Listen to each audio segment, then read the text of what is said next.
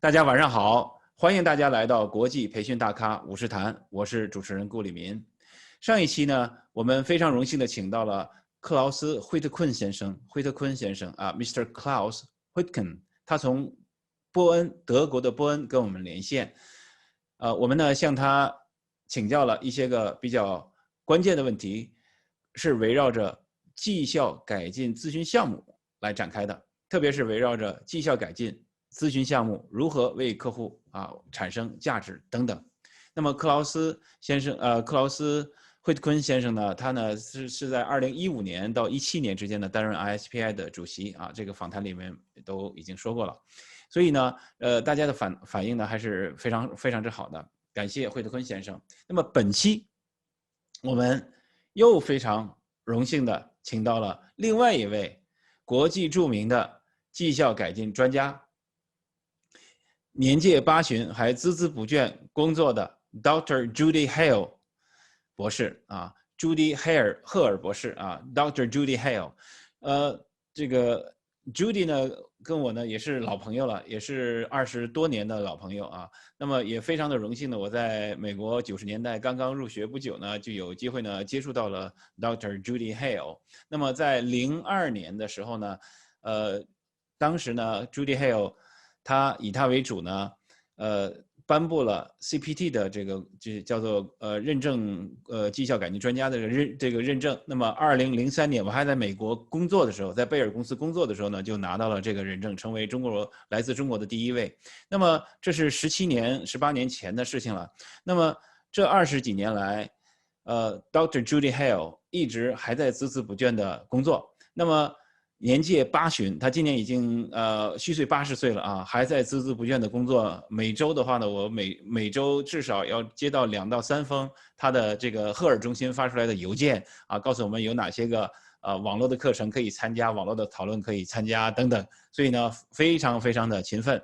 他呢也对绩效改进、国际绩效改进做出了杰出的贡献。那么今天晚上呢，我们将就绩效改进的一些个基本性的问题呢，向他来进行请教比如我们的 HPI 就人力绩效改进技术，还有呢绩效改进技术和绩效改进叫人力绩效改进 HPT 和 HPI 之间到底是什么区别我们的人力资源和培训的从业者如何upgrade 自己上升成为绩效改进顾问？那么成为绩效改进顾问到底需要哪些个基本的素质呢？和关键的能力呢？等等，就这一系列的问题呢，我们将跟 Dr. Judy Hale 来进行讨教和讨论。好，那么闲话少叙，那么我们下面隆重有请 Dr. Judy Hale。I'm good.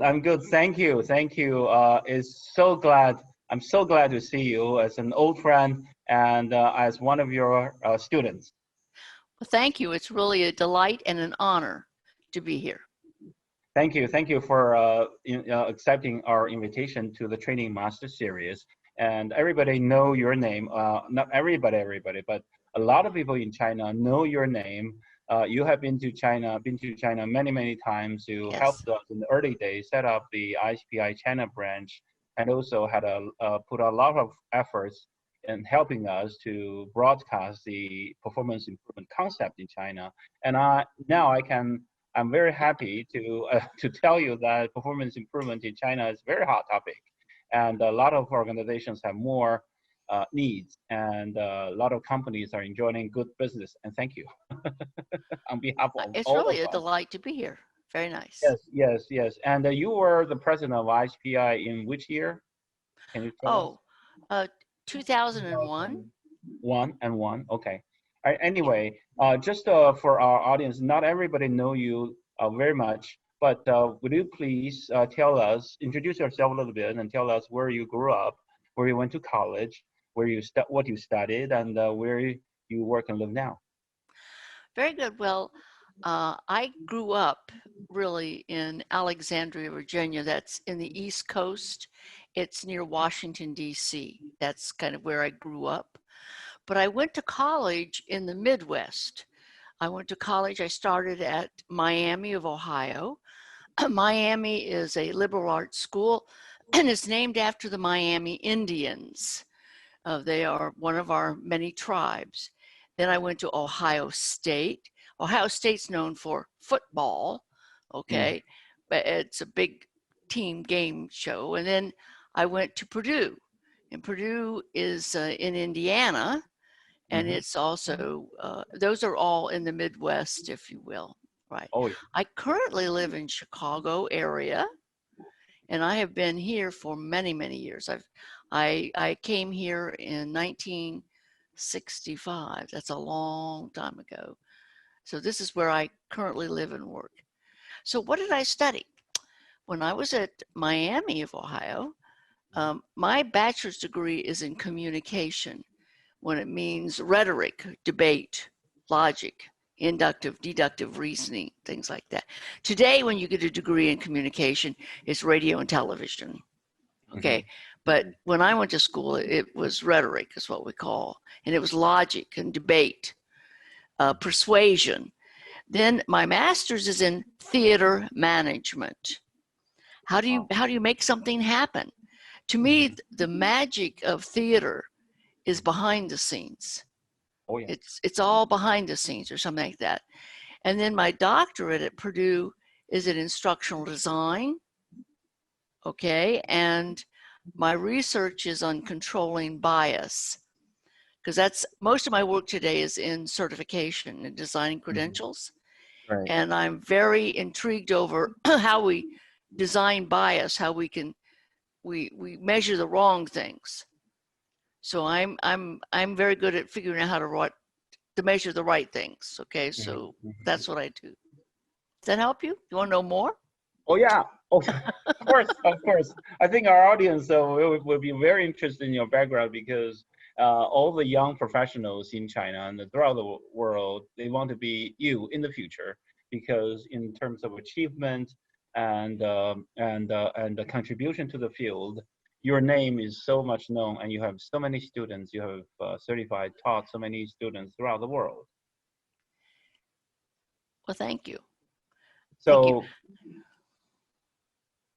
I'll move into our question. You were the president of ISPI in 2001. Of course, you started to involved with ISPI many years ago. May I ask, which year did you start with ISPI? Well, I joined ISPI in 1980. That was a long time ago. Excuse me. And yeah, and I've just. It's been my professional home all this time, right? Right. It is all of our professional home. And so ever since PI, performance improvement, is a kind of the general name for this field, but in different, if you look up Wikipedia or all other online resources, there are different terms like HPT and HPI. HPT stands for Human Performance Technology, and HPI stands for Human Performance Improvements. So what are the differences? Can they be used interchangeably? Well, they are used interchangeably. Now, whether or not they should be, that's different. HPT is really, you're talking about our systematic process. So when I say my profession is HPT, but my goal is HPI. So my intent, my aim, people hire me not for HPT. They hire me to do HPI. So they want improvement. They want gains. They want lower costs, more sales, safety. So they're always looking for the outcomes. My HPT is the systematic process that I use to make that happen. So one way of looking at it is HPT is the means and HPI is the goal. Right. And so as far as I can remember that, some other organizations like ATD, and they also have performance improvement programs, and they also conduct some research and make some publications in this field.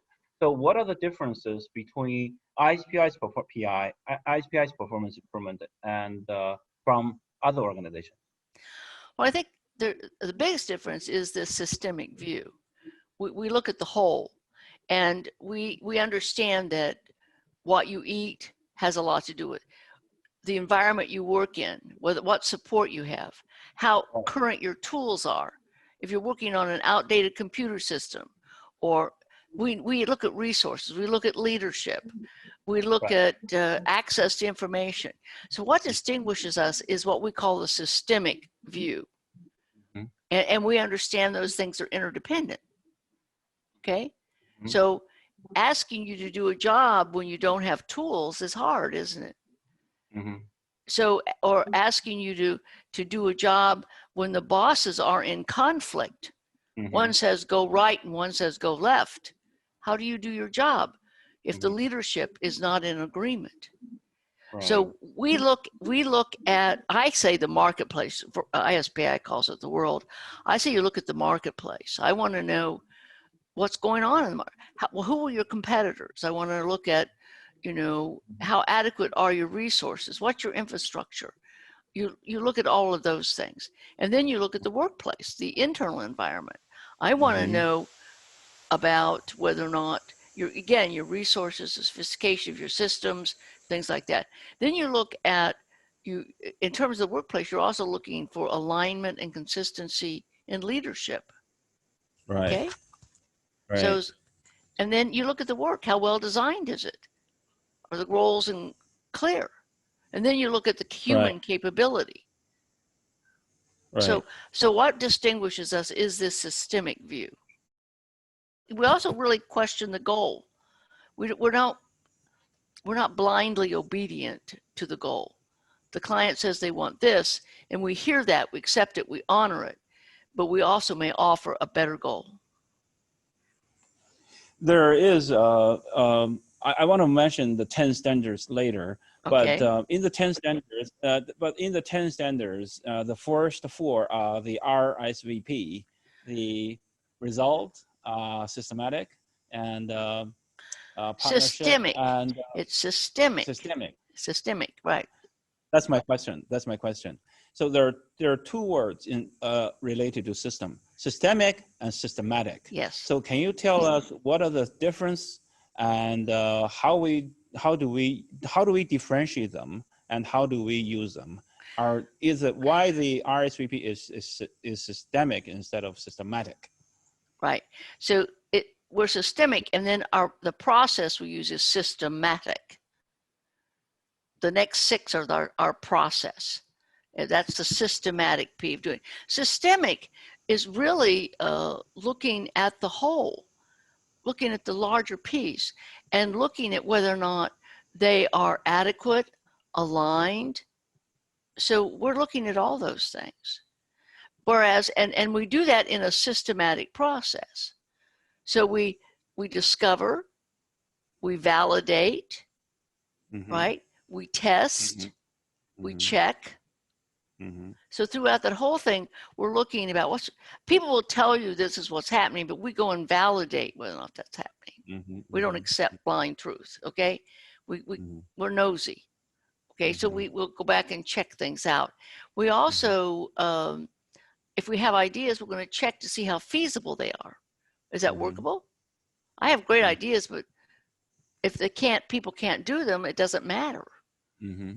So we do a lot of formative testing. Is that going to work? How feasible is that? Does that really, something like that? And so that's our systematic process. And systemic means we look at the whole thing and all the parts and whether or not they're aligned or adequate, the right ones, correct. So in other words, systemic, the word systemic is more holistic. We look at this whole thing, but the word systematic is that we do things in order, sequential or sequence, or logic way. So it's more process oriented. Yes. Okay, and so so one is the purpose, one is approach. So one is a means to an end, one is an end. Yes. Systemic is an end, but systematic is one of the methods. That's right. And it happened to be the correct method. after Well, so many years of validation. well, see, when my education was in, as I said, communication, which is a logic. It's inductive and deductive reasoning. So it's how you drill down. So that systematic process makes sense to me, right? What's the logic behind it? Systemic means that you have to be very much aware of where you want the work, what's really in the work environment, what's in the external environment, how capable is the individual? Do they know? Do they really have the strength and capability? So it's looking at all of those pieces, right? My next question is still clarification of HPT and HPI. It both started with the word human.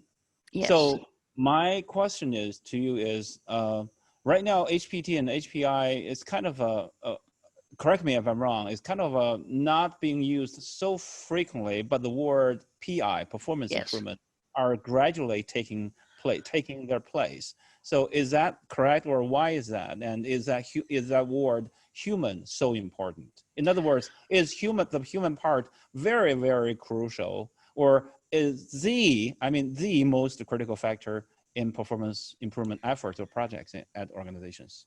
Well, what's happened over time is that, let's start out, work is done by people. Right. People make the decisions. People design the work. They design the products and services. It's people who do that, right? Well, now technology is taking over some of those roles, right? So we have artificial intelligence, we have machine learning, so we have other things going on. So I'm still a believer in looking at human performance, because we're still making the decisions about what technology we use, when we use technology, right? How things are going to work. So it's looking at that. But the reason I think people are going to performance improvement, dropping the H, doesn't mean that they're dropping the human side. They're also including things like technology and whether or not it's efficient, whether or not technology is really working. So, but when we started, the technology that we have today didn't exist, George. So it's a historical relic. I mean, the Yes. word human is a historical relic, but Yes. as age changes and technology advances, the word human started to be chopped off. Right, right. But I would hope that we're not so naive to think that we can do this without humans. Oh, of course. Not even with AI, and No, that's right. AI behind AI is still the human brain. Human brain That's is right. complicated, and well, Elon Musk is still working on it, so we just wait and see. Yes. And also Bill Gates, so everybody. Of course. Anyway, the other day when I interviewed Dick Clark, he is one of the top, cognition therapist or scientist, and he told us that AI is the future, and he has devoted a huge amount of time in the advanced research of it. So as I see it, and he is 80 now, and still working. So that really inject a lot of motivation to young people like us, that we need to catch up. We need to work harder, because AI is at the door, and we hear they're knocking right now, knocking on the door, and the human performance is there, but I think maybe in the future might be kind of a hybrid or something like that. I would like to comment on that. One of the works that we're doing is that looking at the bias built into AI. So when you turn over decisions to a machine, you have to understand it's using if this, then that, if then, if then, if then. Machine learning is even learning, it's even changing its own formula as it brings in more data. Well, if it weights things incorrectly, a machine is making bad decisions. So human beings are still needed to check the ethics of those decisions, whether or not they are discriminating, whether or not they're really looking at things accurately. So we are doing a lot of work in terms of we cannot be replaced. Humans cannot be replaced. And if we want to be replaced, we're turning more than just work over to machines. We're turning decisions over to machines. Right, right. The other that reminds me a Will Smith movie, I, Robot, about 20 years ago, right? Yes, yes. I, Robot. Mm-hmm. And also that you know, at the beginning of AI, scientists and everybody, every human being, are raising the question: are we going to be replaced? Is human brain, human emotions, can machines generate, can robots generate human emotions and make complicated decisions, especially related to ethics and emotions and judgment and righteousness and all of that? And so far, I read something a couple of days ago, actually. It says right now quantum mechanics or quantum computation are being introduced. It's being introduced into the field now. And it's like, you know, the quantum theory, excuse me,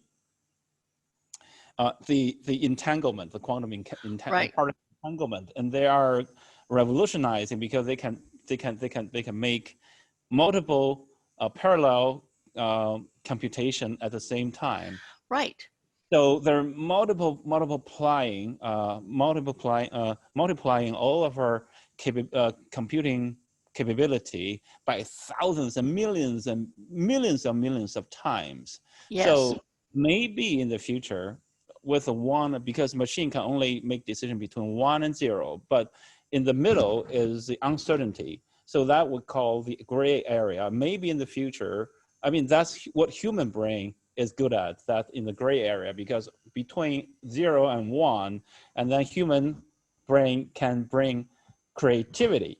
So that's maybe in the future, the machines are, I mean, the quantum computer can be intelligent enough to learn how to create those middle area, those uncertain areas. So just wait and see. So we'll wait and see, right? So Elon Musk, if you need more human power, I'll volunteer. So Hey, got it. Anyway, that's a good that's a good way to interpret HPT and HPI. Thank you. And that's I think that we go way beyond HPT and HPI. And so my next question is, and what do you think makes a good performance consultant? Because you have been a performance consultant for so many years, and you mentioned like you have done Google, and you have done, you know, many good works with the big good companies. Of course, there are many other companies. So can you give us a few good examples of good consultants? Well, I think really good consultants keep an eye on the future and an eye here. In other words, they're both nearsighted and farsighted. So and what the nearsighted is, good consultants recognize where their client is, what their capabilities are, what their biases are, what their limitations are, what their strengths are, and they're able to convert that into meaningful goals. They're not just blindly obedient. They're able to hear and then go beyond.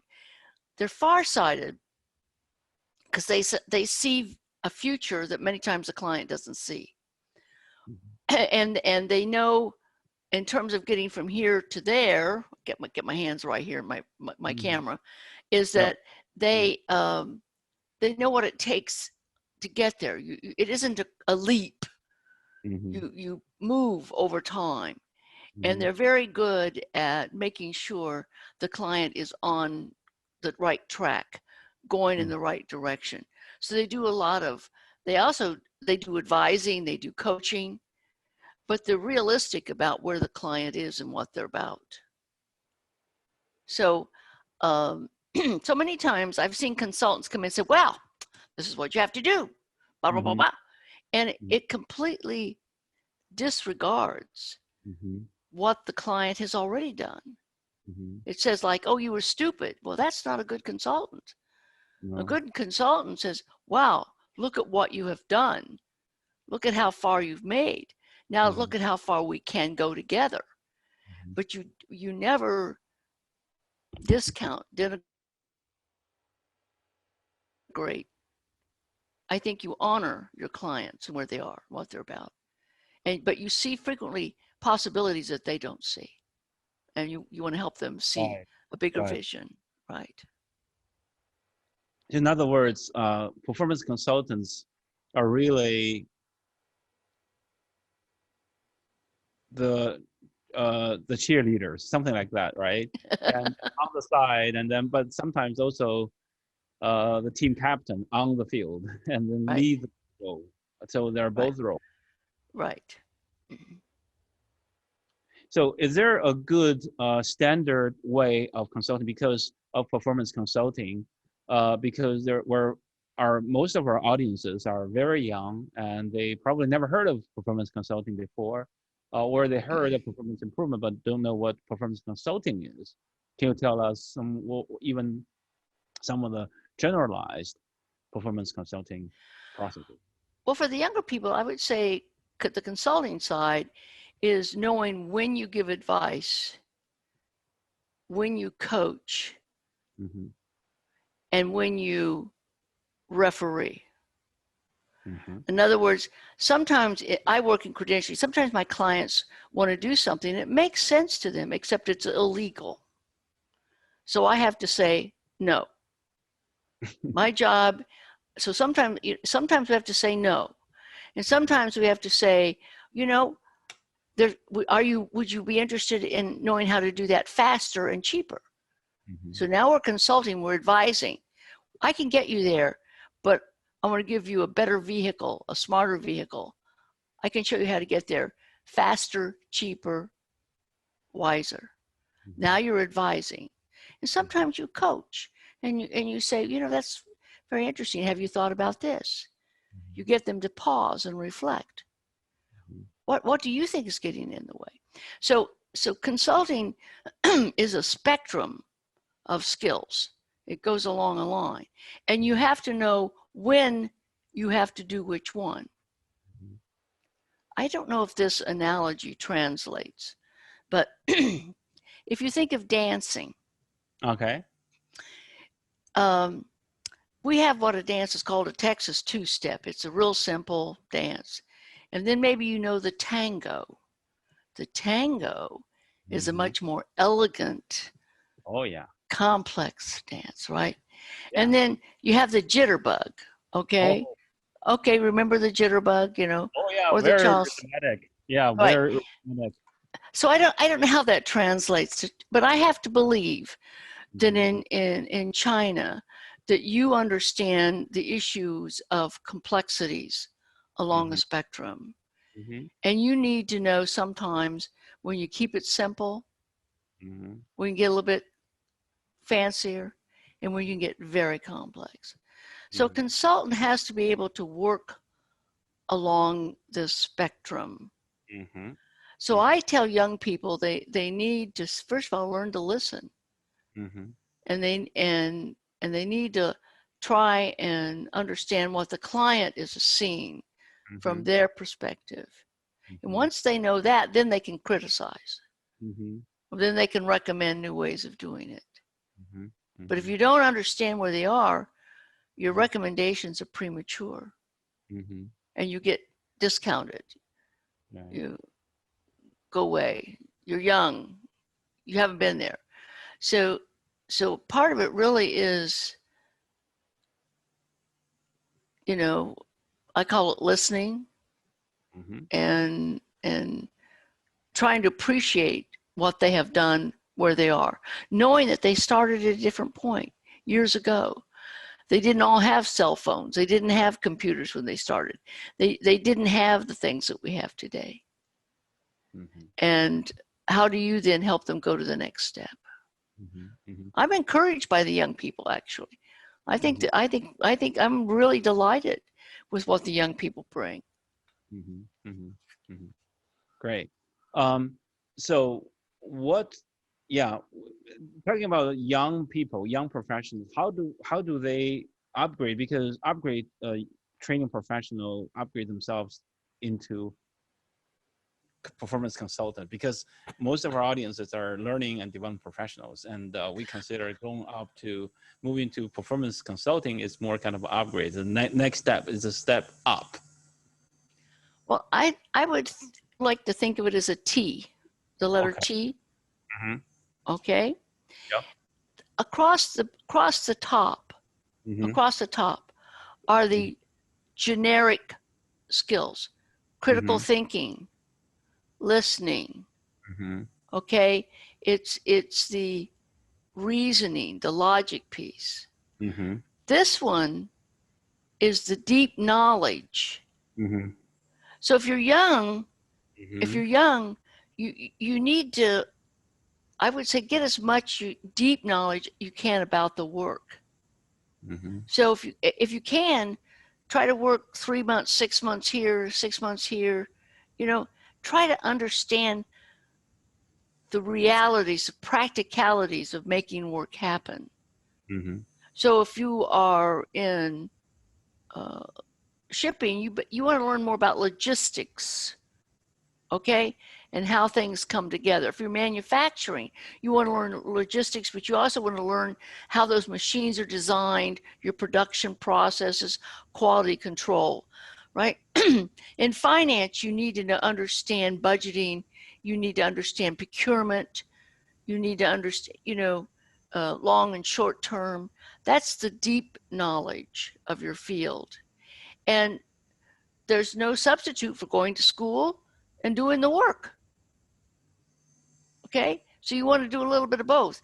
You want to study as much as you can, but you actually want to get experience doing the work. And while you're doing that, don't forget this top: Mm-hmm. critical thinking, communication, Mm-hmm. listening, okay, presenting, all those kinds of things. So it's I think it's a useful model on how to do it that way. So Yeah, so basically that's the capability model for being a consultant. Like you have one professional knowledge in a certain industry, that's you go deep. right. Yes. The other on the top is your more kind of as a professional, as a Yes. general Yes. skills and know-hows. Right. So So young people, they can plan. So how do they develop those things? Well, this top one, they can right. develop by participating in clubs. They can do volunteer work. Mm-hmm. They can do things to get experience. And here they can take internships. They can do jobs. Mm-hmm. So how do they learn that? Mm-hmm. Mm-hmm. And sometimes they can flip, where are the opportunities to learn how to do that? Mm-hmm. What is your view on the 2000? I remember that the ISPI issued the model, the HPT model. Remember the Yes. Right. well, in 2004 we pre-released, and then 2004 we formally released that HPT model, and that HPT model stood there for many years, or for 10 years, something like that, and now it's kind of moving back, a little bit fading away, if I'm correct, but. Is that model can be regarded as the initial like learning step for performance consultants to learn how to do consulting, or and why? Well, it's a twofold. Can they use that model for performance consulting? And second question is why that model is not being mentioned uh, or I think it's too complex. of course. It's Okay. just too complex, and it's noisy. There's so much stuff in Yeah, it. It's brilliant. It's brilliant in trying to capture it, right. but it doesn't successfully communicate what we're talking about. I Right. actually think the T is easier, Right. right? So and you can put things, but it's what it is in that, but it's lost. Is we constantly seek feedback. We're Right. constantly checking, right? So Right. it's an iterative process. We're again, you can help me in the Chinese. We're not baking cakes. We're never done. You put the stuff together, you put it in the oven, you come out, and it's done. We're never done, George. We're not baking cakes. It's a constant learning process, improvement that goes beyond my lifetime, goes to the next person. We're constantly moving. So that model was an attempt to graphically capture that and I admire the work that went into it, but I think to a new person, it's confusing. It's hard to see all the nuances. And maybe it isn't one picture. Maybe we need a couple pictures to tell the story. So in other words, we should be following more kind of the T model. Well, follow whatever makes sense to you, George. But I'm just saying that I think if we want to explain this, we really have to find a better way to communicate the complexity of what we do. Okay. All right. Thank you.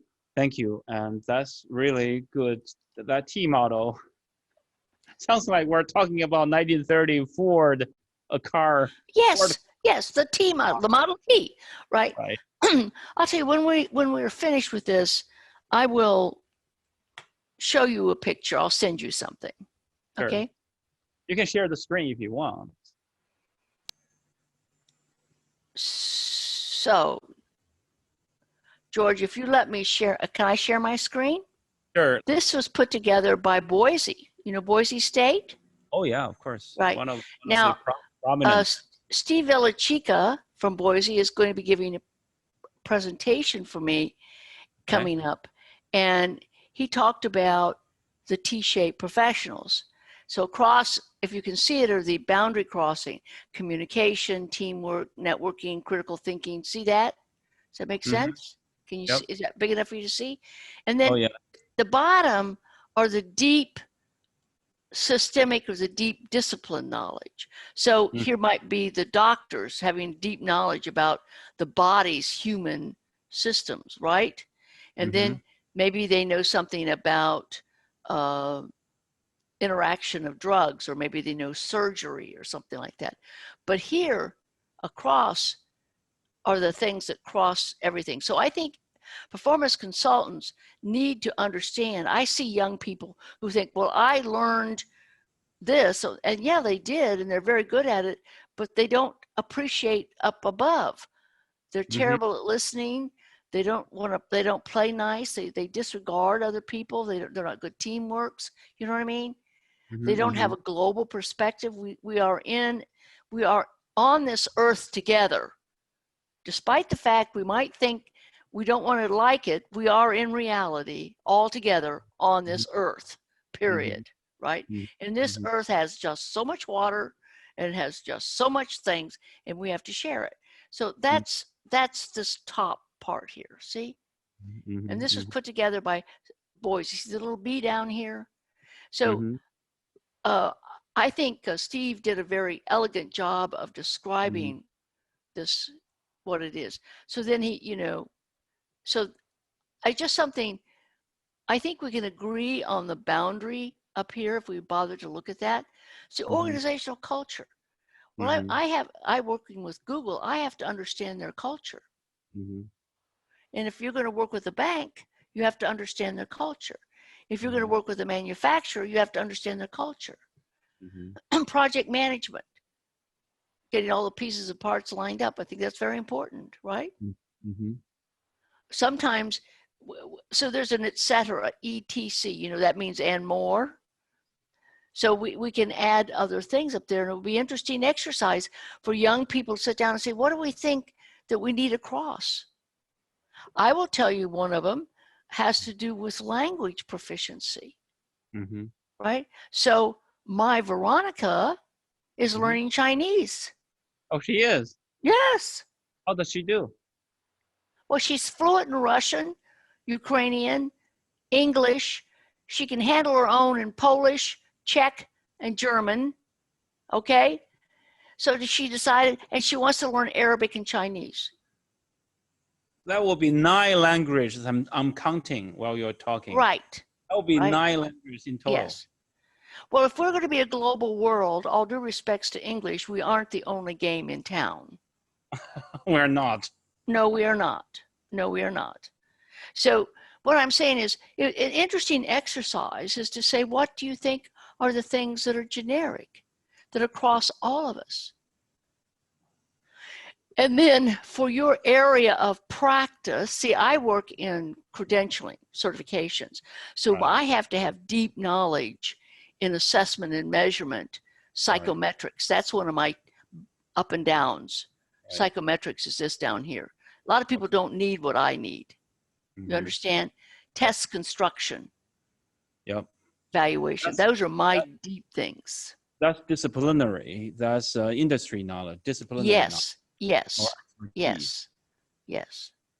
Okay. Can you show me the previous slide with more kind of a description? Here, Yeah. basic academic. So we have here reading, arithmetic, math, listening. Is that big enough for you to see? Right. Oral communication, graphic communication, then Oh, yeah. personal qualities, showing up on time, being nice to each other, Right. motivated industry, teamwork, leadership. Right. Then we have higher order critical thinking, Mhm. reasoning, and project work. Really. It has to Wow. do showing up on time, having yourself together, knowing how to put together projects. Does that help you? This is a Yeah. really nice piece. But this is Steve Villachica's work. Mm-hmm. Okay. And I just got this morning. Wow, there's a lot of this is a lifelong curriculum to me. Well, yeah, well, it is. It's a lifelong curriculum. Excuse me. We don't become proficient in all of this at the age of 18 or 12. It's a lifetime thing. Yeah. And based on your work, some of us need more of some things than others, George. But we know a lot of this. Children could do a lot more than we think. Mm-hmm. They're putting the world together. Mm-hmm. We know that sometime between the ages of 3 and 5, they're learning about initiative in industry. Mm-hmm. Okay. And we know before the age of 12, they've learned something about inquisitive and things like that. So there's skills there that they don't come in textbooks, George. They come from life and watching our parents and watching the people around us and watching stuff on television or the tablet or wherever it is we're doing it. So in other words, Judy, if a learning and development professional wants to be aspired to be a performance consultant, a good performance consultant, they should look up to this chart or this T model as their competency requirements, but not so much as their consulting process, right? Because it's a process, and then these are the capability requirements or basic competencies or performance competency model or something like that. Okay. Well, we know people who know finance very good. They understand the numbers and things, but they don't know how to work with other people. Right. Right. So can I stop sharing now? Oh, can yeah, I give please. this back to you? Yep. Okay. So I'm going to give this back to you. Okay. And whoops.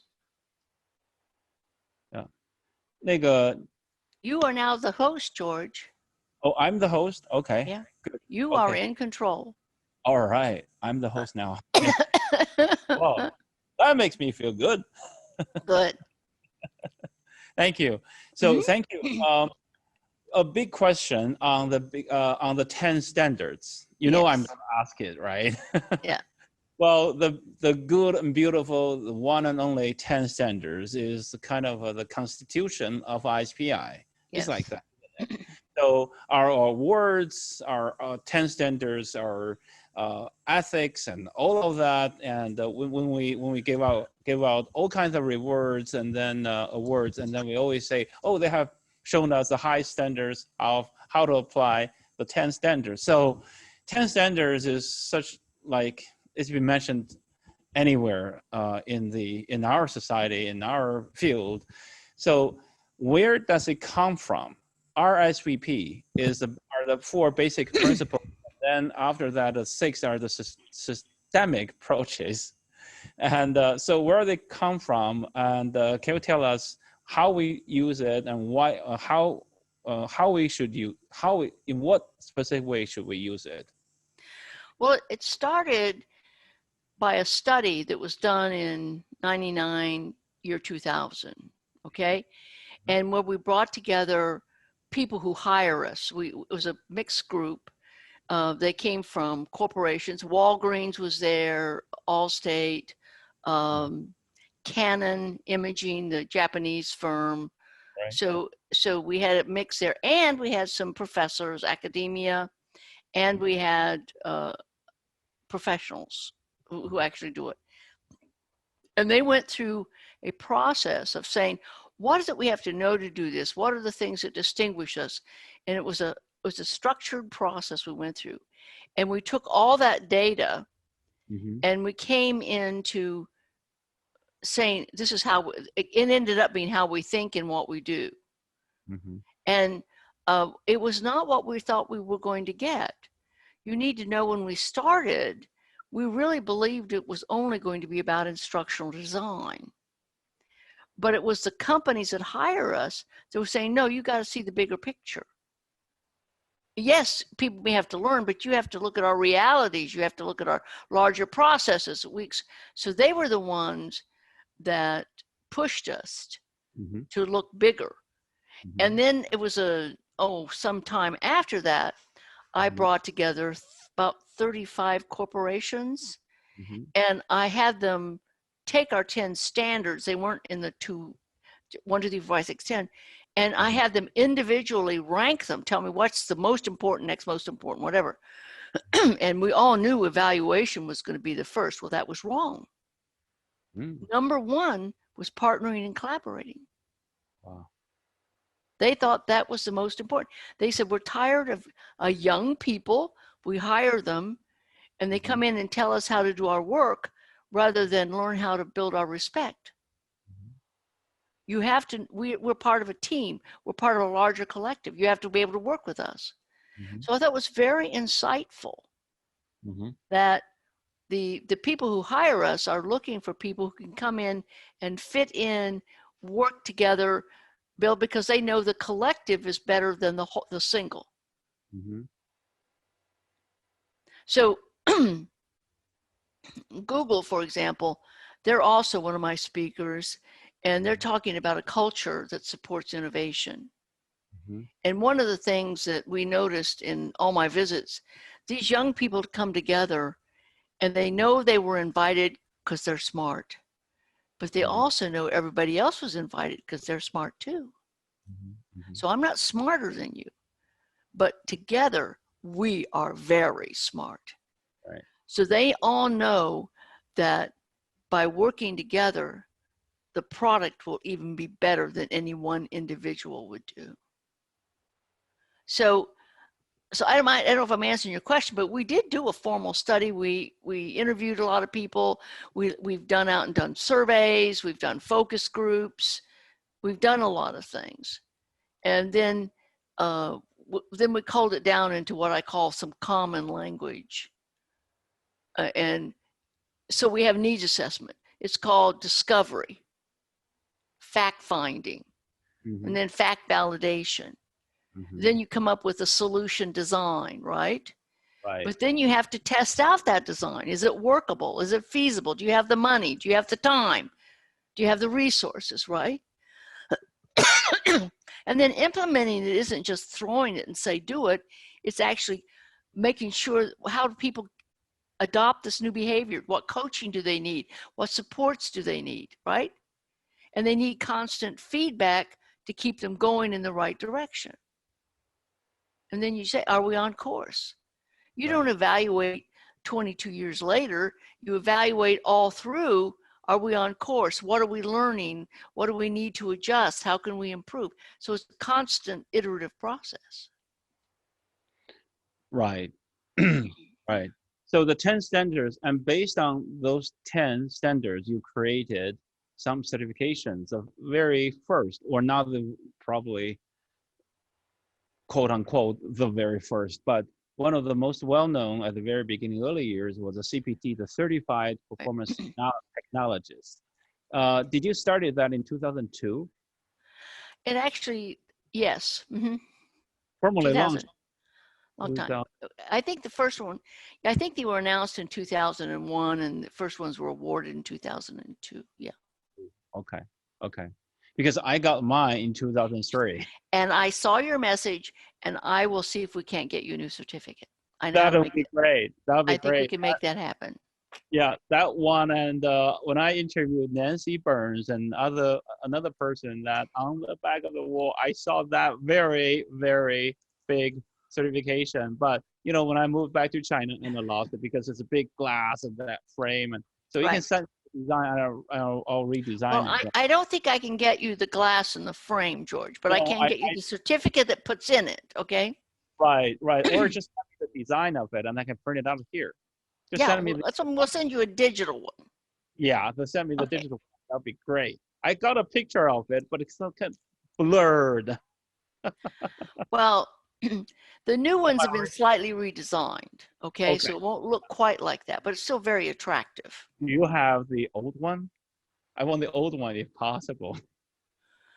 Well, the old one was made. Oh my, that's going to be harder, but yes. Well, if you can dig it out somewhere in your archive. We'll see what we can do here, right? Thank you, because that's all one of my pains. All these past 18 years, one of my regrets that I didn't carry it back home, because I can take it out. You know, Yes. I would have taken it out, and I didn't think about it because I saw it as a one big black frame and big glass. It's very beautiful. I have mine. It's back there. It's on the wall. It's very nice. Yes. Yeah. With the two red stripes, right. red, on the side, on both sides, in the middle, the very big shining, the old logo of ISPI. Yes, it was the old logo. Anyway, thank you. So you created the CPT certification back in 2002. So what was the background? Why was it necessary to launch it? Well, actually, it came because of our corporate members. Now, you remember, Stan, at that time, IBM, AT&T, Illinois Bell, the big telephony firms, the big emerging technology firms, they said, we need to know how to hire them. And we want you to create a certification so that we can distinguish people who have proven that they can do this work. So the request didn't come from people like me. It came from the people who wanted to hire us. So the big pharmaceuticals, Baxter, Abbott Labs, those big pharmaceuticals, they are the ones that said, we need to know, we want to know who's, you're not guaranteeing, but if somebody is certified in this, it increases the odds that they can do the work. They're looking for something like that. So that's what was the request. So that came out in 2000, first part of 2000. So at that time in ISPI, its membership looked different than today. We had lots and lots of corporate members, okay? And from all around the world. We had corporate members, or we had global companies that were members of ISPI. And they were the ones that asked for the certification, George. So it was launched and in 2001, and then 2002, they start to issue certifications. Yeah, so we spent the year 2000, 2001 doing the study, finding out what really takes. That's how these 10 standards came about. Right. So it wasn't according to Judy. You know, we had to find out if we had to get some level of consensus on what our work was and what that's about. But you were the minds and soul behind all these CPT certification. Well, this is my deep knowledge, is how to develop those kind. And I still am brought in for very complex assignments. like laparoscopic surgeons. They're looking how to test fine motor skills. Right. They have to be able to tie knots in your body with both their right hand and their left hand. How do you test that? You don't practice on human beings. That's not how you do it. So anyway, that's how those first 2 years were spent, George, was figuring that out. Right, right. So certification is hard. I want to hit something. I want to hit certification a little bit because in our field, in any other field as well, I mean, the word certificate and certification are being used in a mixed way, but they're different. Yes, So yes. can you tell us the difference? What makes a certification a better credential? I mean, I'm making pre-judgment, but tell me if I'm wrong. So. Well, certificates are usually a sign of completion. You did something. You took a class. You know, you did something like that. Certifications mean that you went through some kind of independent assessment. Okay. And that assessment could have been a test in a classic sense, or could have been a portfolio, which is what we do with a CPT, or it can be, you know, a demonstration, but you've gone through an independent assessment. And in that assessment, you've demonstrated that you know, and ideally can do. So some certifications only are about what you know. ISPIs, the CPT is about what you can do. Mm-hmm. That's the difference, right? Mm-hmm. But, and certifications are not necessarily tied or connected to training or an academic program. Mm-hmm. They can be, but they don't have to be. Mm-hmm. But certifications really mean I went through an assessment and demonstrated that I know and or can do, right? But a certificate means that I finished something. I took the class, you know. Right. So what do you think are, you know, many organizations in China, throughout the world, they want to offer certifications. What do you think the basic requirements or credentials to make credentials? The basic requirement is to be real clear on the problem you're solving. Okay, why are you doing it? And what miracle will happen when everybody's certified? How much money will you save? I mean, there's an assumption that the certification will produce a meaningful outcome. Right. So I really am interested in knowing what that is. And so that's the first thing. And then and how are you going to measure that? Your interim measures and your outcomes. What are you going to track that once the certification is in place? How do you know it's working? Can you correlate it with better customer satisfaction? Can you correlate it with closing sales faster? Can you correlate it with lower service costs? Better say, what will it do, right? And then the other thing is, and how did you plan on assessing, determining people can do this to the level that you want? What's that test going to look like? And it's more than we'll call it the classic multiple choice. So my roofers, how do you know somebody can put on a roof? We actually have mock-ups, and they actually have to demonstrate. It's a hands-on. They have to lay it out. They have to seal it, whether that be glue or hammer or however, or whatever it is. There are 15 different roofing systems, George. Wow. Okay. So you get certified in a system. Okay. So some people do tile roofs. If you know in South America, Spain, Portugal, they have roofs with those orangish round tile. Maybe you've seen them. Well, that's a different roof than something that's rolled on and poured on with tar, which is different than shingles that go in. So but their test is a hands-on test. Right. They actually have to do it. Basically, certification is more systematic way of demonstrating your motor skills, which is a target of all Or kind your of cognitive skills, depending upon what it is you're measuring. that So going to be certification can be about thinking too, right? right. It does. It does. It does. So it both. So it both in the cognitive domain and psychomotor domain. Right. Got it. Mhm. Great. Thank you. And I know that you have also created other certifications. And can you mention why do you think there are certifications? I mean, can you mention a few of them?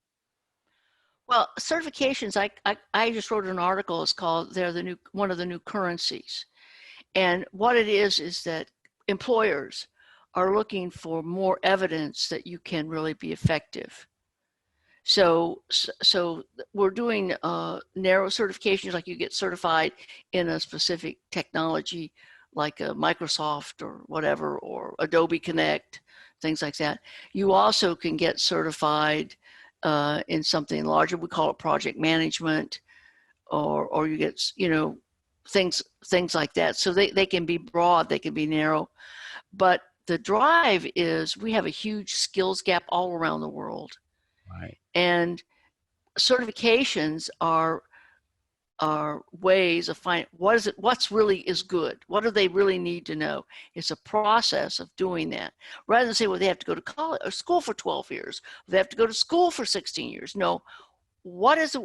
So it focuses you more on what do they have to know and be able to do. Mm-hmm. So certifications are just exploding because they're driving the question, what is it we want these people to know, and what is it we need them to do with that knowledge, and what is good enough?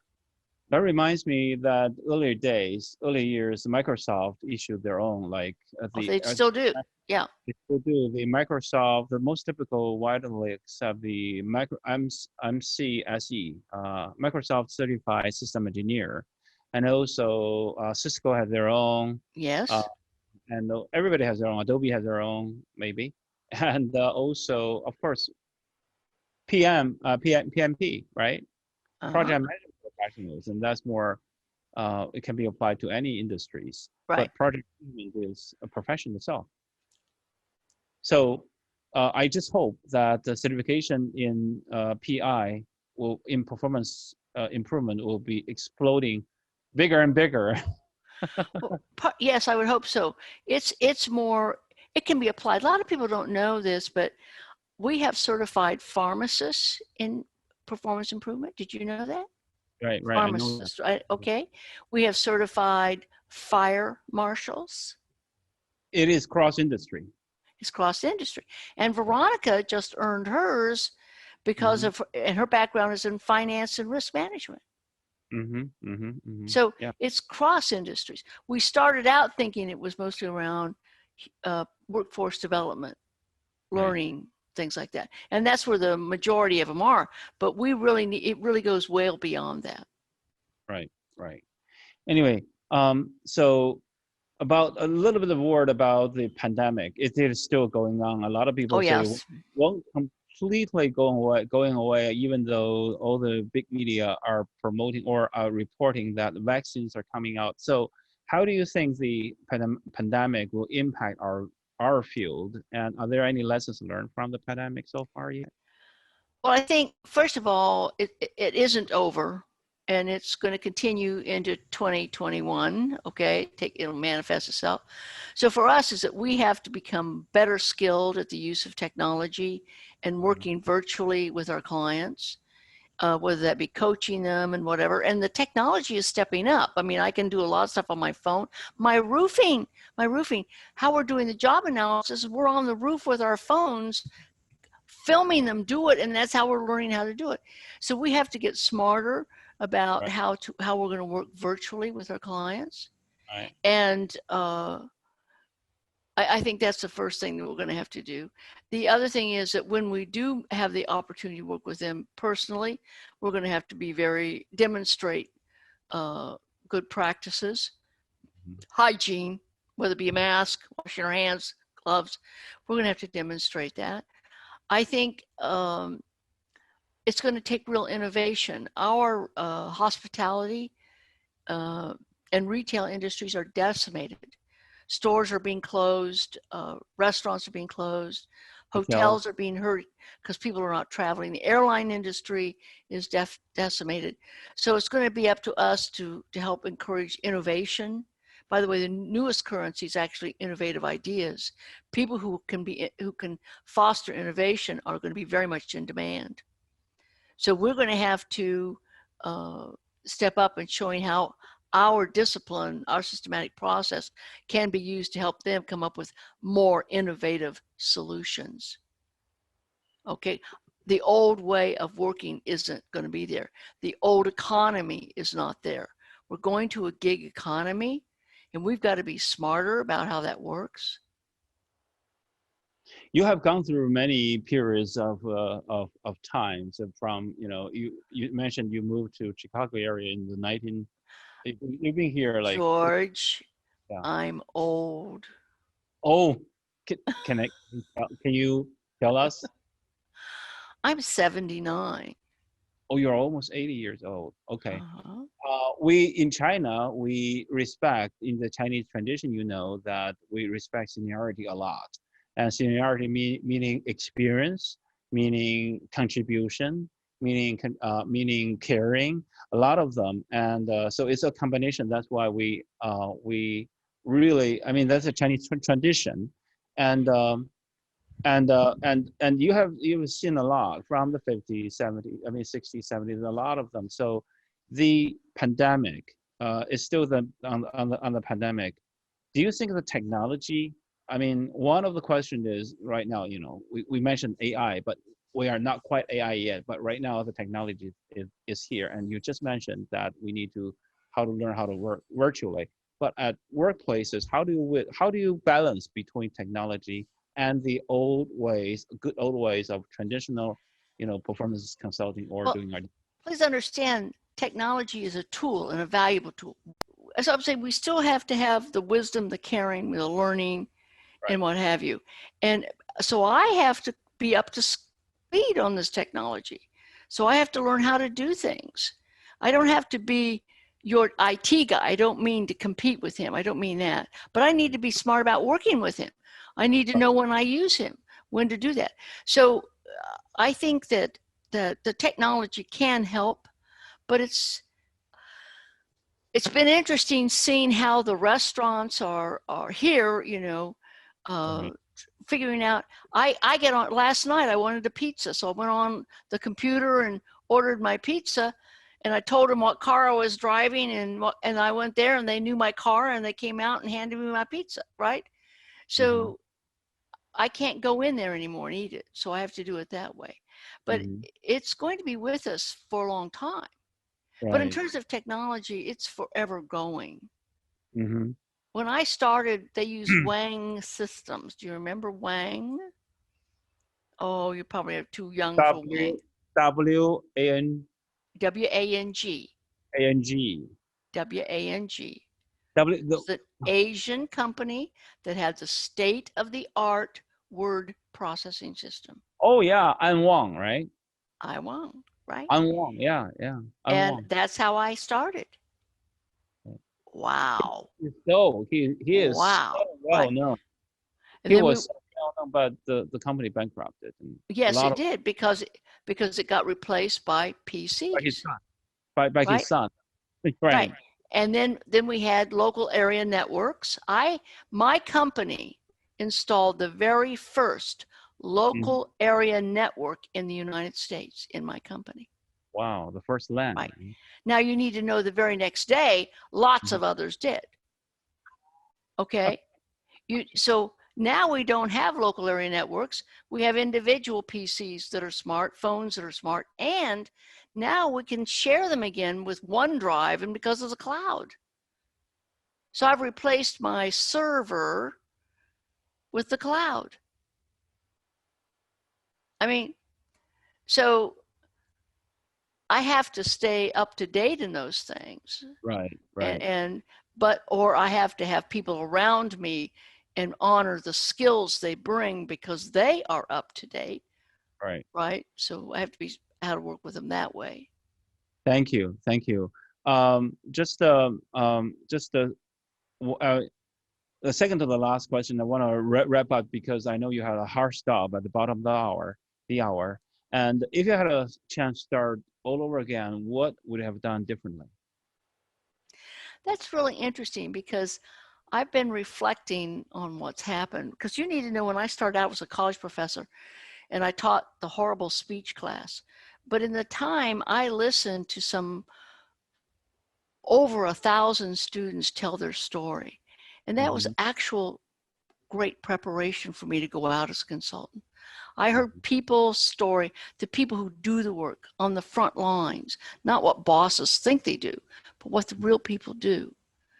And then when I first started my company, I taught management classes for the Insurance Institute, which meant I had to read every management book known to man to keep them up. And that forced me to do it. So what would I do differently? I'm not sure. I'm not sure. Maybe I would have been more efficient in learning about things. Maybe I would have been more purposeful, but I will just tell you, accidentally, I was forced into learning things that I would have never anticipated. Almost You know? many learning development professionals and performance consultants, majority of them, they say, I never imagined in my life, early life, that I can end up being a performance consultant or a learning professional. A lot of people say that. Well, please, I would have never thought this. I mean, this work didn't even exist when I was in school. Come on. And my degree in theater management, how did I get here? Right? Right. But that's project planning and project management. You have opening night.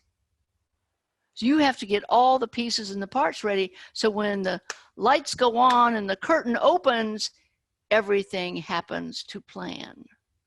So I was actually building project management and project planning skills in my theater management. Right. But I also like behind the scenes. I like the lighting. This is a story. When John Kennedy was killed, when he was assassinated, Right. I was on a ladder, a very, very high ladder, at the top of a theater, a massive theater, hanging lights on the ceiling. Okay. And they came and told me that Kennedy had been shot. And I said, that was a terrible joke. Don't make fun of that. I said, no, it's real. It's real. So why am I telling that story? That day reminds me, but who would have thought I would have been on a ladder at the top of a ceiling in the massive theater hanging lights? Right. Well, that experience gave me a deep appreciation of real work. Right. I don't do that work anymore. I can't. But you understand, I think I accidentally learned how important it is for real work to happen, to make something happen. We just, what does it take to build a car? What does it take to put a can of food at the grocery store? What does it take to make clothes? What does it take? And I don't think, we just, some miracle happens and we go to the store and buy it. And I don't think we understand what really takes happen to make that work. So from your experiences to our young professionals, is that whatever you have learned is not going to be wasted in your later lives. Never. One of your learning trainings or learnings will be somehow applied in your future endeavors. Yes. So I can test that none of our early trainings and learnings, our early lives will be wasted or would be wasted. That's right. That's right. It will be applied somehow in our later career or endeavors. Yes. For instance, you have been trained, your major was in rhetoric, and that helped you greatly in communication, well, in negotiation, persuasion, all that, yes. and feedback systems, yes. constructive feedback, and how to get the way of the retentions between departments and team members, all of that. So it's all about communication, and that's why you are so successful. You're a great communicator. You built all these programs and the certification programs. You were the president of ISPI in 2001, 20 years ago. That's right. And so that's why we want to be you. That's why we want to interview you, because we want to be you in the future. And well, I'm still young, and I can test that too. One more proof. I was in Eugene O'Neill's Wilderness. Well, while I was in English major, while I was undergraduate, I participated in George Bernard Shaw's Yes. The Arm of a Man, and also Oscar Wilde, The Importance of Being Earnest. The importance of being Oh, earnest. yes. Yes. Oh, yeah, that's a funny comic. Well, that's a comic comedy, and Comedy, so, right. yeah. So early, that helped me greatly in speech, in English speech making, in Chinese presentation skills. I was trained 3 times while I was during those 4 years of English study. I mean, Yes. Yes. so that training never went away, and in all my later careers, it all came back, including now. Yes. I'm interviewing, and I can interview, side by side, even without the pandemic, and maybe I can interview next to each other, and making speeches and teaching, all of that. So our advice, I can test that. I mean, your advice to young people is keep learning. To learn, explore, watch, okay? Sure. Test, try. I think, George, what you said is that don't throw away your background. Right. It will come together. You are learning either these skills or you're learning these skills. You just have to understand what that's about. So one would have thought that my degree in theater was a waste. It has never been a waste. I'm very much attuned to how things are perceived and how to bring things together. And I can't discount emotions and what the message is or something like that, right? And that's served me well, even though at the time I did not see this future. That's true, because this future didn't exist. One last question, Judy.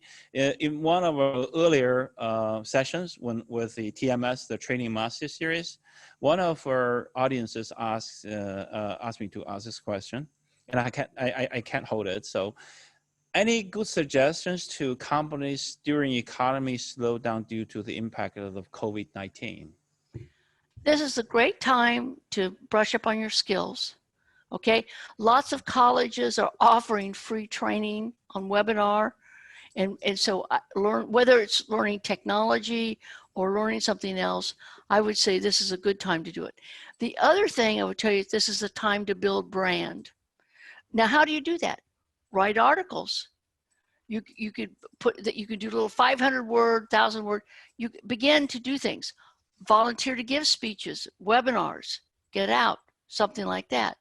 Ask if you can help and participate. So building brand, getting known by either speaking, writing, or helping is huge. Honing your skills, learning new things. That's the gig economy all around the world. The United Nations is looking at this. Globally, we're going to have almost 50% of our workers are going to be independent. They're going to be in the gig economy. This is both good and bad. There's some serious implications here. But if we're going to be in that gig economy, that means each of us have to understand how to build our own personal brand, how to constantly, lifelong learning is not a word or a saying, it's real. It's constantly learning new stuff and taking things. But it's also helping people know who we are. And that you can do that by writing articles, by giving speeches, by helping out groups, by volunteering, to being on. We have to think out of our work is no longer 9 to 5, George. Right. It's 24/7. Work is no longer, I come and work for you and you take care of me. That's the rare person that's going to have that. Most of us are going to be changing jobs and moving. And I think we have to take responsibility for building our own professional brand. Okay, great. Thank you. And we have one more audience there on your lab. His name is? That's Dexter. And that's Dexter. And Dexter is saying nobody's paying attention to me. So it's now time to pay attention to me. So let's see if we can't get him over here to look to you. I don't know if we can get him to look at you or not. He's listening. Say how you do. Like, see, there we go. Hi, There's Dexter. How are you? Right. See, there's Hello, Dexter. boy. Right. So he's just coming in here to say hello. All right. Bad. Well, Judy, thank you so much. I want to say thank you so much. I don't know how to say thank you enough to you on behalf of our audiences and also the past and students and people have been certified by you. Thank you not only for this interview, but for all of your contributions to our field, wholeheartedly, from the bottom of our heart, that you have made a tremendous contribution, like many other groups too. And that's why I'm interviewing each one of you, because we're learning a lot from you, because we want to be you in the future. And thank you again. And again, thank you for spending time with us tonight. Well, George, first of all, I want to say thank you. I was honored to be asked. It was a delight to share my stories. And it's always a delight to hear you and hear what's going on. That's very encouraging, very encouraging. Good. Thank you. Next time when I see each other, I'll give you a big hug again. Okay, we can do that. Hug. Right, super, right? Thank you, Judy. Oh, let me do it. Thank you. Judy. Thank you, Judy. Okay. Take care. Right, bye-bye. Bye-bye.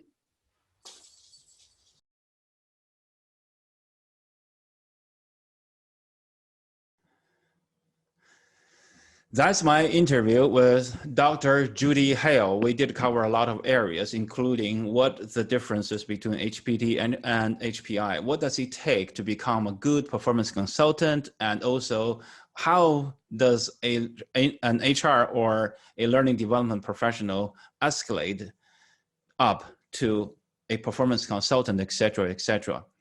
For years, Judy has made a huge contribution to the field of performance improvement. She was the president of ISPI in 2001 and 2011. She was president twice. There are very few people did that. So thank you, Judy. Thank you for all of your contributions throughout the decades. And please stay safe, and especially during the pandemic. And we look forward to hear more from you, and all of our best regards to you. Thank you so much.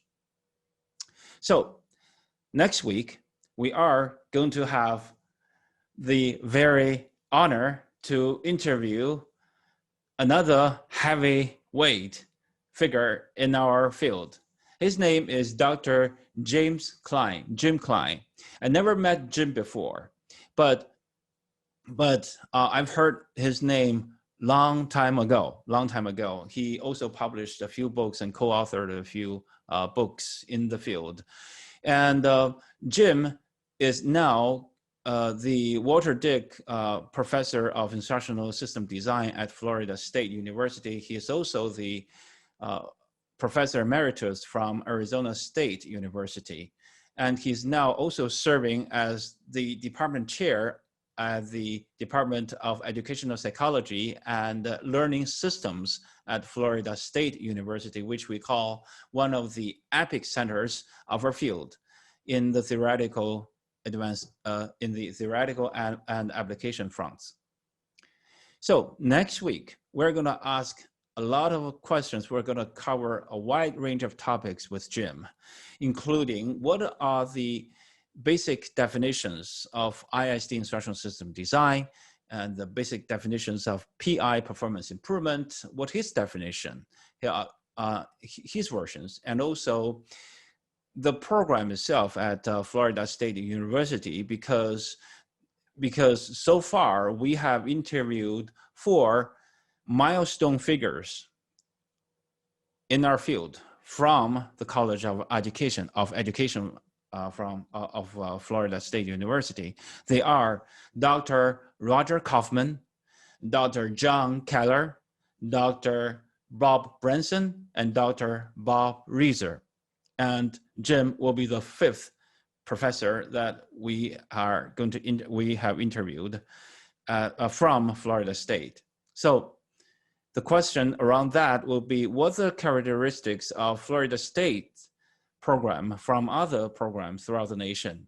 You know, there are many other, there are not many other, but other EPIC centers throughout the nation and the world. But how does Florida State University differentiate itself? And also, because there are so many milestone figures from the College of Education, how will they carry on all the legacies, now the torch in their hands, how they pass it on to the next generations of researchers and practitioners, and so on and so forth. So next Wednesday will be another content-rich Wednesday, another very, very inspiring episode of interview. So until next Wednesday, please stay tuned, stay safe. Thank you, and good night.